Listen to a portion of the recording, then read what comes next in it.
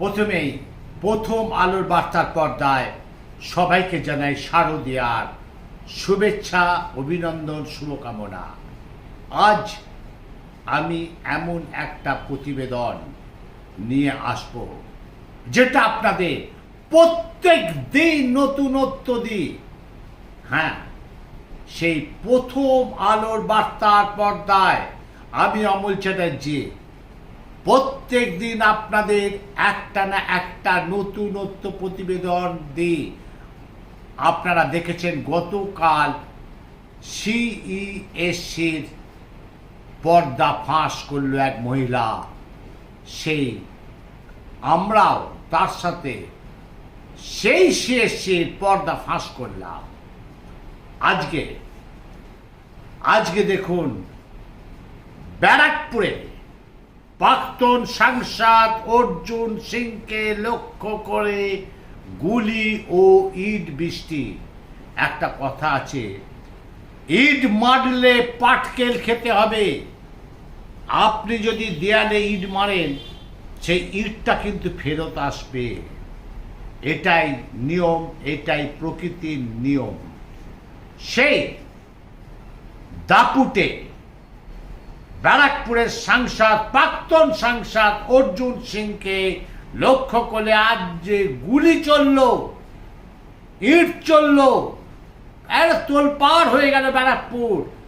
দেখুন সরাসরি আমাদের পর্দায় মহিলারা এত ক্ষিপ্ত হয়ে পড়েছে অর্জুন সিং এর ওপর। মহিলারা রাস্তা থেকে ইট তুলে তার বাড়ির দিকে মারছে। সরাসরি দেখুন আমাদের প্রথম আলো বার্তার পর্দায় আমি অমল চ্যাটার্জি। এইবার আপনাদের দেখাচ্ছি ব্যারাকপুরের প্রাক্তন সাংসদ অর্জুন সিং বাড়ি লক্ষ্য করে গুলি ও বোমার আঘাতে আহত প্রাক্তন সাংসদ অর্জুন সিং। শুক্রবার অর্থাৎ আজ সকালবেলায় অর্জুন সিং নিজের বাসভবনের সামনে দাঁড়িয়েছিলেন। সেই মুহূর্তে হঠাৎ তাকে লক্ষ্য করে এলো পাতারি গুলি আর বোমা চালা স্থানীয় তৃণমূল নেতা নমিত সিং ও তার দলবল। এটা বলছে কিন্তু সেই সাংসদ, প্রাক্তন সাংসদ অর্জুন সিং এর অভিযোগ। কিন্তু আমরা তো জানি যে ব্যারাকপুরের অর্জুন সিং কিভাবে অত্যাচার করত। সেই কারণে আপনারা সরাসরি দেখুন, মহিলারা রাস্তায় নেমে পড়েছে, অর্জুন সিংকে লক্ষ্য করে পাথর ছুটছে। ছেলেরা তো আছেই। এবং অর্জুন সিং আমাদের প্রথম আলোর বার্তার পর্দায় কি বললেন সরাসরি দেখুন। শুধু তাই নয়, একটা বা দুটো বা তিনটে বা চারটে বোম পড়েছে, সেই বোমের স্প্রিং অর্জুন সিং এর গায়ে লেগেছে, সেটাও আমরা আপনাদের দেখাচ্ছি। আপনারা পুরোপুরি দেখুন সেই ব্যারাকপুরের আজ তাণ্ডব। অর্জুন সিং এর বিরুদ্ধে মানুষ নেমে পড়েছে, সরাসরি দেখুন। সিকিউরিটিদের উপরে অ্যাটাক করেছে, ও বিধায়ক ওখানে বসেছিল, ওর উপরে অ্যাটাক করেছে। এখানে বাড়িতে দেখছে না কত ইট পাথরে বৃষ্টি, গুলি বম সব চালিয়েছে। আমারও লেগেছে এখানে বম, যখন আমি নেমেছি তখন। এই দেখো বমের স্পিলটার এখানে লেগেছে। ওই নমিত সিং যে আগে এনআইএ কেসে আসামি ছিল, ওই পুরো জেহাদিদেরকে নিয়ে হামলাটা করেছে তৃণমূল কংগ্রেস আর পুলিশের সামনে। পুলিশ এখানে উপস্থিত। এখানে পুলিশ দিয়ে লাভ কি আছে? এখানে পুলিশ আর ক্যামেরা একটাই জন্য আছে, শুধু আমাদের উপরে অ্যাটাক করার জন্য। ক্যামেরা তো সব ধরা পড়েছে। কি ধরা পড়েই কি হবে? আপনি গুলি চালাচ্ছেন, বম চালাচ্ছে, আবার ক্যামেরাতে ধরা পড়ে, তাতে কি যায় আসে? 100% খুন করা চক্রান্ত। সকাল সকাল অ্যাটাক কার উপরে কি করে হয়? সকাল সকাল তো মারা যায়নি, অ্যাটাক হয়। সিকিউরিটির বক্সের উপরে দেখছেন না বম গুলি চালিয়েছে। নেতৃত্বকে জানিয়ে কি হবে? লড়াই আমাদের লড়তে হবে, মানুষকে নিয়ে আমাদের লড়াই লড়তে হবে। অমিত শাহজিকে জানাবো কি করতে হবে। আজ সেই পিতৃপক্ষের অবসান হয়ে দেবীপক্ষের সূচনা শুরু হয়ে গেছে। আজ দ্বিতীয়া। এই দ্বিতীয়ার দিনে জুনিয়র ডাক্তাররা আজও ধর্মতলা মানে এসএস ক্যাম্প থেকে ধর্মতলা পর্যন্ত তারা কিন্তু মিছিল করলো। আমি আমাদের প্রথম আলো বার্তার পর্দায় সেই ডাক্তার বাবুদের অনুরোধ করব, জুনিয়র ডাক্তার বাবুদের, আপনারা আন্দোলন চালান। আবার আর একদিকে মানুষের পরিষেবা দিন। আপনারা ভগবানের ওপর, ভগবানের পরের স্থান হচ্ছে আপনাদের। মানুষ আপনাদেরকে মাথায় করে রাখে, কারণ আপনারাই মৃত্যুর মুখ থেকে একটা মানুষকে কিন্তু ফিরিয়ে আনতে পারেন। আপনারা আন্দোলন চালিয়ে যান, তার সাথে মানুষের পরিষেবা দিন। 33 জনের মানুষের মৃত্যু হয়েছে আপনাদের আন্দোলনের জেরে। হ্যাঁ, সিনিয়র ডাক্তার বাবুরা কিন্তু আজ বলে দিয়েছে আন্দোলন প্রত্যাহার করতে এবং পুজোর মুখে কাজে ফিরতে। আমরাও চাই, প্রথম আলোর বার্তার পর্দাও চাই আপনারা কাজে ফিরুন। আপনাদের দাবি দাওয়া আপনারা করুন, আন্দোলন করুন, কিন্তু মানুষের পরিষেবাটা দিন। দেখুন, আজ সেই এসএস ক্যাম্প থেকে ধর্মতলা পর্যন্ত জুনিয়র ডাক্তারদের মিছিল এবং ডাক্তার বাবুরা আমাদের প্রথম আলোর বার্তার পর্দায় কি বলল, সরাসরি শুনুন আমাদের পর্দায়। কেন এখান থেকে? এটা আমরা বিভিন্ন সময় বিভিন্ন জায়গা থেকে কিন্তু করেছি, কখনো শ্যামবাজার থেকে, কখনো কলেজ স্কোয়ার থেকে, কখনো সিজিও কমপ্লেক্স থেকে, কখনো হেলথ মানে স্বাস্থ্য ভবন থেকে। আজকে ঠিক তেমনি আমরা চাইছি, যেহেতু এটা প্রত্যেকের আন্দোলন, সবকটা জায়গার আন্দোলন, আমরা সব জায়গাকার জুনিয়র ডাক্তাররা ওয়েস্ট বেঙ্গল জুনিয়র ডক্টরস ফ্রন্টের পক্ষ থেকে আজকে আমরা এখানে জড়ো হয়েছি এবং এখান থেকে ধর্মতলা অবধি পৌঁছবো আমরা, এবং ধর্মতলায় পৌঁছে আমরা ভবিষ্যৎ কর্মসূচি বলবো। গতকাল 10 ঘন্টা জিবি হলো আমাদের, এরপরে কি কর্মবিরতি উঠবে এই মিছিলের পর?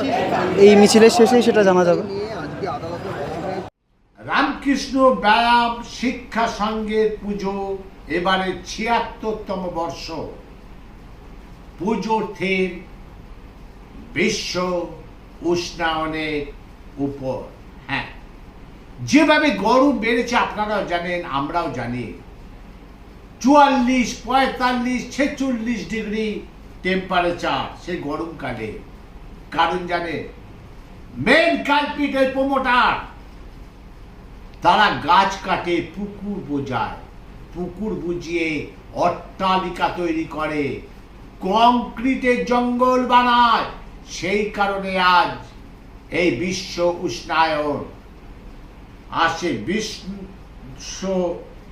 সেই বিশ্ব উষ্ণায়নের জন্য আজ রামকৃষ্ণ ব্যায়াম শিক্ষা সংঘের পুজো ৭৬তম বর্ষে তারা পুজোর থিম করেছে বিশ্ব উষ্ণায়নে। আপনাদের দেখাচ্ছে একটা সুন্দর জিনিস করেছে।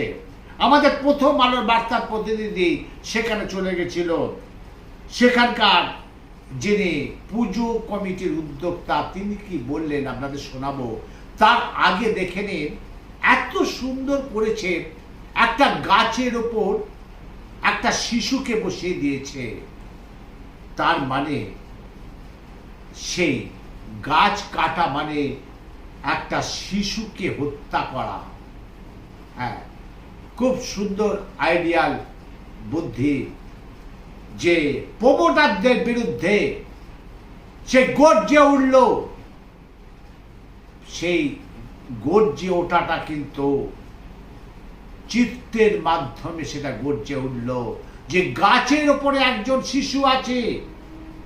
আর গাছ কেটো না, পুকুর বুঝিও না, উদ্দেশ্য প্রমোটার।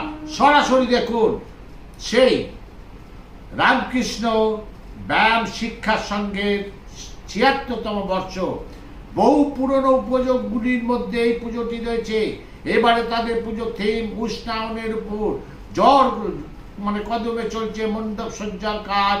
এই বিষয় সেই পুজো উদ্যোক্তারা আমাদের প্রথম আলোর বার্তার পর্দায় কি বললেন সরাসরি দেখুন। দাদা, এবার আপনাদের পুজোর থিম কি রয়েছে? এই বছরে আমাদের পুজোর থিম রয়েছে বিশ্ব উষ্ণায়ন নিয়ে, এবং তার জন্য দেখবেন আপনি যদি প্যান্ডেলের ভিতরে যান যে একটি গাছ এবং তার উপরে একটি ভূমিষ্ঠ শিশুর প্রতিকৃতি লাগানো রয়েছে। এবং কতদিন ধরে চলছে আপনাদের কাজ? আমাদের কাজ প্রায় 1 মাস খানেক ধরে চলছে। কাজ আমাদের সম্পূর্ণ হয়ে যেত, কিন্তু যেহেতু এবছরের প্রাকৃতিক দুর্যোগ এবং বন্যা কিছু কিছু জায়গায় মেদিনীপুর দিকে হয়ে যাওয়াতে আমাদের কারিগরদের একটু সমস্যায় পড়তে হয়, তার জন্য এই কাজটা ডিলে হয়েছে। এবং আমাদের শিলিগুড়ির শহরের যে আবহাওয়া তাতেও তো বৃষ্টি বাদল লেগেই রয়েছে, সেই জন্যই আমাদের কাজ একটু ডিলে হচ্ছে। আশা করছি 7-8 তারিখের মধ্যে আমরা কাজ সম্পন্ন করতে পারবো। আচ্ছা, এবারে থিমটা মানে আরেকবার যদি আমাদের বলেন খুব ভালো হবে, কিসের উপর? থিমটা আমাদের যেটা এই বছরে রয়েছে বিশ্ব উষ্ণায়ন নিয়ে। আচ্ছা। যে আমাদের যেভাবে গরম বেড়ে যাচ্ছে এবং যেভাবে বৃক্ষ ছেদন হচ্ছে, সেই বৃক্ষ ছেদন করতে গিয়ে যে গরম বেড়ে যাচ্ছে এবং তাতে যে আমাদের শহরের উষ্ণায়ন বেড়ে যাচ্ছে, এবং সেই উষ্ণায়নকে যদি আমরা ঠিক রাখতে হয় তাহলে আমাদের বৃক্ষরোপণটা খুব জরুরি, এবং তাতে নগরবাসীরও একটি প্রয়োজন যাতে তারা চারিদিকটা পরিবেশকে রক্ষা করার জন্য বৃক্ষরোপণ করেন। সেইটা মাথায় রেখেই আমাদের এবছরের থিম যে একটি গাছের উপরেই, আপনি প্যান্ডেলে গেলে দেখতে পাবেন যে গাছের উপরেই আমাদের মূলত একটি থিম রয়েছে। আপনার নামটা বলুন। আমার নাম প্রসেনজিৎ বসু। গত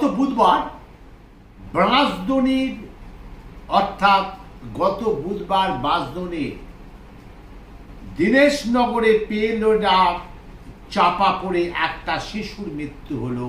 সামনেই পুজো,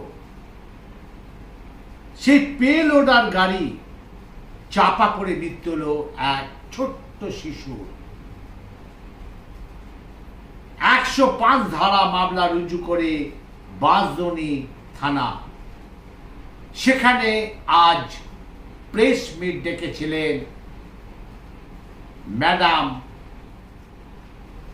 প্রশাসনিক ম্যাডাম বিদিশা কলিতা দাশগুপ্তা। তিনি আমাদের প্রথম আলোর বার্তার পর্দায় প্রেস মিটে কি বললেন সরাসরি শুনুন। সেই শিশুকে যে গাড়িটি চাপা দিয়েছিল, পেলোডার যে গাড়িটি, সে 2 জনকে গ্রেপ্তার করেছে এবং গাড়ি সমেত করেছে। এবার সেই প্রশাসনিক যিনি সেই ম্যাডাম আছেন বিদিশা কলিতা দাশগুপ্তা, তিনি আমাদের একটা প্রেস মিট ডেকেছিলেন। তিনি কি বললেন সরাসরি দেখুন আমাদের পর্দায়। তাকে হ্যাকেল করা হয়েছে।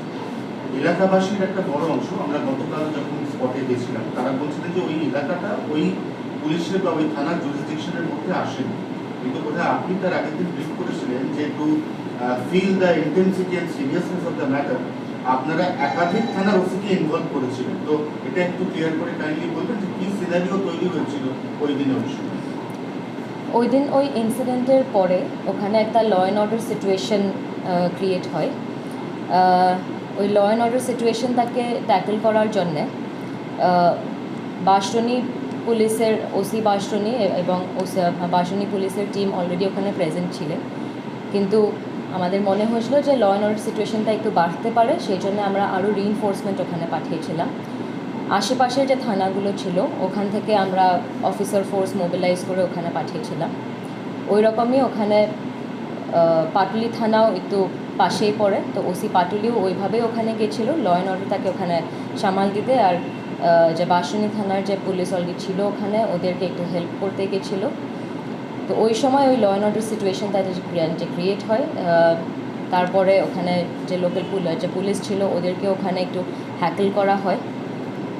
ওই ইনসিডেন্টের ওপরেও আমরা অলরেডি লিগাল অ্যাকশন ইনিশিয়েট করেছি and will take all legal action against it. এই কেসে কতদিন অ্যারেস্ট হয়েছে? কারণ 5টা ছিল, আর কি কোনো নতুন অ্যারেস্ট হয়েছে হ্যাকেল কেসে? হ্যাকেল কেসে আপাতত আর অ্যারেস্ট নেই, কিন্তু আমরা যতগুলো আমাদের কাছে ভিডিও ফুটেজেস আছে আমরা ওইগুলো সব খুঁটিয়ে দেখছি। যাদের যাদের প্রেজেন্স ওই সময় ওই মুহূর্তে যখন পুলিশকে হ্যাকেল করা হয়েছিল পাওয়া যাবে, we will definitely take legal action against them. বাইরে থেকে তো এই ঘটনার পরবর্তী সময় যে বিক্ষোভগুলো হয়েছিল, বাইরের কোনো লোক বা দুষ্কৃতীরা এসে সেখানে কি প্ররোচনা দেওয়া, উস্কানিমূলক এই ধরনের কিছু ইনভেস্টিগেশন পাওয়া গেছে? এখনও আমাদের দেখুন মেন আমাদের মূল যেটা ছিল ঘটনার পর থেকে, যেমন আমি বললাম আমাদের একটা ডেডিকেটেড টিম লেগে পড়েছিল ড্রাইভার তাকে আটক করার জন্য। আমাদের ফার্স্ট প্রায়োরিটি ওটাই ছিল। এখন ওইটা আমরা করতে পেরেছি, ইট হ্যাজ ডান। এখন আমরা পরপর আরও ওখানে আর কি কি ঘটেছিল ওই জিনিসগুলোর উপরে আমরা এখন ইনভেস্টিগেশনটা স্টার্ট করব। ম্যাডাম, আরও কয়েকটা কমপ্লেন বিজেপির তরফ থেকে দেওয়া হয়েছিল, সেখানে এই ঘটনায় কাউন্সিলরের নামে কমপ্লেন হয়েছে এবং ওখানে আরও বেশ কয়েকজন যারা ওখানে দলবল নিয়ে হামলা চালিয়েছিল, একজন ভিডিও ফুটেজ দেখা যাচ্ছে সে ছুটে পালাচ্ছে, তাদের নামেও কমপ্লেন হয়েছে। সেক্ষেত্রে কি কোনো এফআইআর স্টার্ট হয়েছে বা অ্যাকশন কিছু হয়েছে? এই পুরো ব্যাপারটার উপরে ওই অ্যাক্সিডেন্ট কেসটার ছাড়া আরও টোটাল 5খানা কেসেস বাসন্তী থানাতে রেজিস্টার হয়েছে। তার মধ্যে 2টো কেস হয়েছে পুলিশকে হ্যাকেল করা, আরও বাকি ওখানে যেমন লোকাল লোক যারা ছিল আমরা গিয়ে ওদেরকে বলেছিলাম যার যার যে অভিযোগ আছে থানায় এসে কমপ্লেন করতে, তো ওরাও এসে কমপ্লেন করেছে থানাতে, কেস অলরেডি হয়েছে। এখন আমরা ওই কেসগুলোর উপরে আমরা ইনভেস্টিগেশন স্টার্ট করে উইল টেক লিগাল অ্যাকশন। কাউন্সিলরের নামে এফআইআর হয়েছে? কাউন্সিলরের নামে এফআইআর? আমাকে এফআইআরগুলো এখন দেখতে হবে। আমি অলরেডি বলে দিয়েছি যে যে কমপ্লেন আমাদের কাছে পড়েছে will take all legal actions. বিজেপির বক্তব্য ছিল টোটাল 6টা FIR including the accident case. বিজেপির অভিযোগ হচ্ছে যে রূপা গাঙ্গুলি যিনি শান্তিপূর্ণভাবে বাঁশদ্রোণী থানাতে মাত্র 3 থেকে 4 জনকে নিয়ে ধর্ণা করছিলেন, ইনক্লুডিং 4 জনের মধ্যে 3 জনই মহিলা, তো তারপরেও তাকে অ্যারেস্ট করা হয়েছে এবং তাকে বেল দিতে হয়েছে। এমনি বিজেপির একটা অভিযোগ। এটা অলরেডি আমাদের লার্নার কমিশনার স্যার কালকে অলরেডি বলেই দিয়েছেন এই ব্যাপারে, যে উনি 2 তারিখে রাত বোধহয় আমার টাইমটা এক্স্যাক্ট মেবি অ্যারাউন্ড 9-9:30 উনি পুলিশ অফিসারদের সঙ্গে কথা বলবে বলে উনি থানায় আসেন। ওনার সঙ্গে কথাও বলা হয়। তারপরে ওনার ডিমান্ড ছিল যে একজন মহিলা যাকে অ্যারেস্ট করা হয়েছিল on the case of heckling the police persons, ওনাকে ইমিডিয়েট রিলিজ করতে হবে। ওটা আমরা সঙ্গে ওনাকে তখনই আমরা বলে দিয়েছিলাম যে ওটা যেহেতু নন বেলেবল সেকশন আছে, আমরা ইমিডিয়েট ওনাকে রিলিজ করতে পারবো না, ওনাকে কোর্ট থেকে কোর্টে প্রডিউস করা হবে। কিন্তু তারপরেও উনি ওখানে বসে started sitting and started staging a protest. তো তারপরে সকালে ওনাকে যখন বারবার বলার সত্ত্বেও উনি যাচ্ছিলেন না, ওনাকে অ্যারেস্ট করা হয়, পুলিশের কাছে বাধা দিতে ওনাকে অ্যারেস্ট করা হয়, কোর্টে ফরওয়ার্ড করা হয়। এবার আপনাদের নিয়ে আসছি পশ্চিম মেদিনীপুর কেশপুর। মহালয়ার পুণ্য লগ্নে তিথিতে অসুর পক্ষে নিধন ঘটিয়ে দেবী পক্ষে সূচনা হয়েছে ইতিমধ্যে। দিকে দিকে পুজোর আনন্দ, তবে এই গ্রামে অর্থাৎ কেশপুর গ্রামে কোনো আনন্দ নেই, কোনো উল্লাস নেই, কোনো উচ্ছ্বাস নেই, কারণ তারা প্রাণবাসী। তাদের বাড়ি চলে গেছে, তাদের ঘর চলে গেছে, তাদের আশ্রয়টুকু চলে গেছে। আর তারা কি বানায় জানেন? কেউ বা বানায় প্রতিমা, কেউ বা বানায় চাঁদমালা, কেউ বা বানায় সেই বিভিন্ন শিল্পের কারুকার্য। এবার দেখুন আপনাদের নিয়ে যাচ্ছি সেই পশ্চিম মেদিনীপুরে কেশপুরে। ওদের মধ্যে দেখুন সব কিন্তু সেই কেশপুর এই জায়গাটায় বেশিরভাগ বাড়িতে তারা মৃৎশিল্পে তারা প্রতিমা তৈরি করে। আপনাদের দেখাচ্ছি দেখুন কিভাবে বন্যায় ভেসে গেছে, রাস্তাঘাট ফাঁকা শুনশান, দোকান বন্ধ, কোনো উল্লাস নেই, কোনো আনন্দ নেই, কোনো উচ্ছ্বাস নেই, শুধু বেদনার সুর বইছে পশ্চিম মেদিনীপুরে কেশপুরে। সরাসরি দেখুন আমাদের প্রথম আলো বার্তার পর্দায় সেই মৃৎশিল্পীরা কি বললেন, সরাসরি শুনুন তাদের দুঃখের কথা। কি সারা বছর এই প্রতিমারই কাজ হয়? হ্যাঁ, আমাদের সারা বছর প্রতিমার কাজ হয়, সমস্ত ঠাকুরই তৈরি করা হয়। তো এখানে সমস্ত আমরা মৃৎশিল্পী সমস্ত ঠাকুরই তৈরি করি। তো আমাদের এখানেই দুর্গা পুজো হয়নি, তো দুর্গা পুজো হলে আমাদের আনন্দটা আরও বেশি হতো, মানে ঠাকুরের উৎসাহটা আরও বাড়তো। তো মানে আপনাদের গ্রামে দুর্গাপুজো হয় না, অথচ আপনারা দুর্গা বানাচ্ছেন, অন্য জায়গায় পাড়ি দিচ্ছে। অন্য জায়গায় পাঠানো হচ্ছে। কোথায় কোথায় যায় আপনাদের এই প্রতিমা? আমাদের এটা কেশপুর একটা যাবে, একটা শালবনি যাবে, খেতুয়াতে একটা আছে। কত দূর দূরান্তে যায় এখান থেকে ঠাকুর? 20 কিলোমিটার 25 কিলোমিটার, যেখানে অর্ডার দেয় সেখান থেকে যায়। আর এই বছর কতগুলো অর্ডার পেয়েছেন? অর্ডার আমাদের 6টা আছে। সব কি তৈরি? হ্যাঁ, সবই তৈরি। তো পুজো এবছর ঠিকঠাক আপনাদের যে রোজগার শিল্পীদের সেটা হচ্ছে এবার? হচ্ছে এখন তো এবারে সব কিছুতে জিনিসপত্রের দাম বাড়ছে, তো ওইভাবেই হচ্ছে আর কি। আপনারা কি চাইছেন এখন আপনাদের এই শিল্পী নিয়ে? আমাদের শিল্পী আমরা তো কাজ করছি, তো আমাদের একটা বিশেষ কিছু আমাদের হচ্ছেও নি, যে একটা লোন টোন বা অন্যান্য যেসব আমরা কাজ করছি এইসব ধরনের কিছুই হচ্ছে না। সামনে তো দুর্গাপুজো, তো এখন জোর কদমে প্রস্তুতি চলছে, কতক্ষণ পর্যন্ত কাজ করতে হয়? এখন দুর্গাপুজো আর কদিন পরে ডেলিভারি দিতে হবে, মানে রাত 1:30, 2টা, 2:30, 3টা ওইভাবে কাজ করতে হচ্ছে। আপনার নাম? আমার নাম অরূপ কর। আজকে আপনাদের একটা ঘটনা বলছি। হুগলি জেলার বেপরোয়াভাবে গাড়ি চালানোর ফলে সেই গুরুতর আহত হল পথচারী। জিপ গাড়িটি কলকাতা থেকে চাপাডাঙ্গার দিকে আসছিল প্রচন্ড গতিতে। স্থানীয় সূত্রের খবর, গাড়িটির গতিবিধি ছিল ঘন্টায় প্রায় 100 কিলোমিটার। পথচারীকে বেপরোয়া গতিতে এসে সজোরে ধাক্কা মেরেছে বলে স্থানীয় সূত্রের খবর। ঘটনাস্থলে ততক্ষণে উপস্থিত হয় চণ্ডীতলার কর্তব্যরত পুলিশকর্মীরা। ঘটনাটি ঘটে চণ্ডীতলা থানা থেকে প্রায় 1 কিলোমিটার দূরে। আহত ব্যক্তির নাম বাবলু দাস। স্থানীয় মানুষের সহযোগিতায় ওই আহত পথচারীকে নিয়ে যাওয়া হয় চণ্ডীতলার মেডিকেল হাসপাতালে।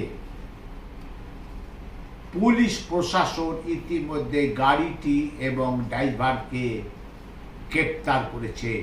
দেখুন সেই গাড়িটি প্রথমে আপনাদের দেখাচ্ছি, এবং সেই ব্যক্তিটি চণ্ডীতলা হসপিটালে ভর্তি। ঠিক পুজোর মুখে দ্বিতীয় দিনে আজকে সরাসরি দেখুন আমাদের প্রথম আলোর বার্তার পর্দায়। কি বলছেন? বলছেন উনি মদ খেয়ে ফিটিং পুরো রাস্তায় দাঁড়িয়ে। হ্যাঁ বলছি, আপনি কি বলছেন? আপনার গাড়ি? আমার গাড়ি। কেন স্পিড কি ছিল গাড়ির? জিজ্ঞাসা করুন, মানে আপনি চণ্ডীতলা থেকে আসছেন, আমরা দেখেছি। হ্যাঁ। আপনাকে আমরা ফলো করতে করতে আসছি। জিজ্ঞাসা করুন, আপনি চণ্ডীতলা থেকে 100-র উপরে স্পিড নিয়ে এসেছেন। এখানে লোক আপনি চণ্ডীতলা থেকে 100-র উপরে স্পিড নিয়ে এসেছেন। আপনার বাড়ি কোথায়?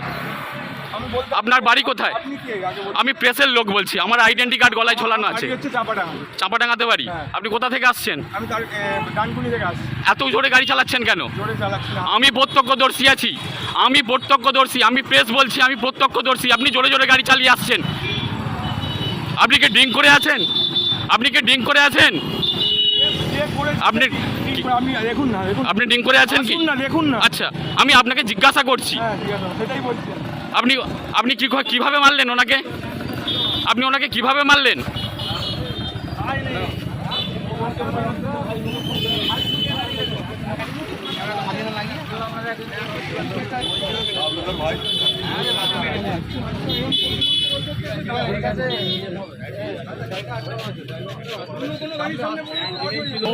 নিয়ে যাও না, ডাক্তারখানা নিয়ে যান। এখানে না দেখি দাদি ডাক্তার দেখুন, মুখ দিয়ে ভর ভর গন্ধ যাচ্ছে। দেখুন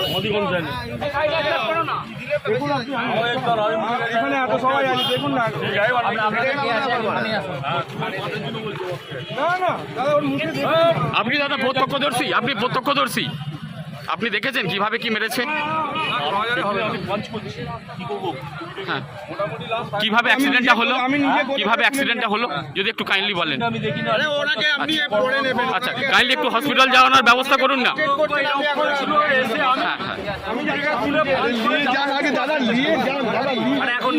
এখন হসপিটালে নিয়ে যাওয়ার একটু ব্যবস্থা করুন।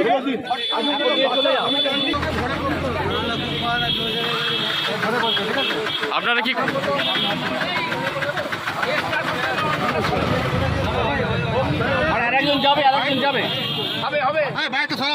আপনারা কি গাড়িটাকে আটক করলেন? হ্যাঁ, আপনারা গাড়িটাকে আটক করলেন?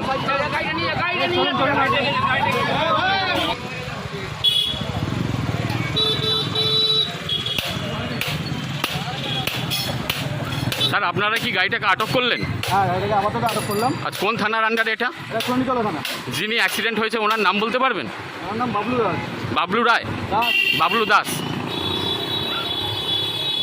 তাহলে আপনাদের দেখাতে পারলাম আজ শুভ দ্বিতীয়াতে সবাইকে জানাই অভিনন্দন, শুভেচ্ছা, শুভকামনা। দেখাতে পারলাম সে ব্যারাকপুরের প্রাক্তন সাংসদ অর্জুন সিংকে লক্ষ্য করে গুলি ও ইট ছোড়া হলো। কারা ছুড়ল জানেন? মহিলারা, ছেলেরা। কারণ এত ক্ষিপ্ত হয়ে পড়েছে অর্জুন সিংয়ের বিরুদ্ধে।